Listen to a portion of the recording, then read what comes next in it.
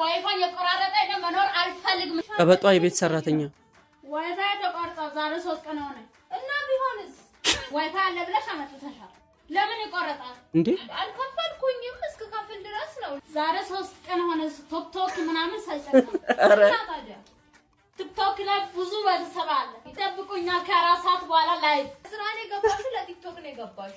ከአሜሪካ ከዱባይ ለነግፍት ይልኩኛል። በየመሃሉ ዋይፋይ ያጠፋሽ መላኩ መሰለሽ እንዴ? ካንቺ ቤት ስራው መቀር ይሻላል። እሺ አሁን ቢያንስ ሰው እስካገኝ ድረስ ቆይ። ኧረ ወይኔ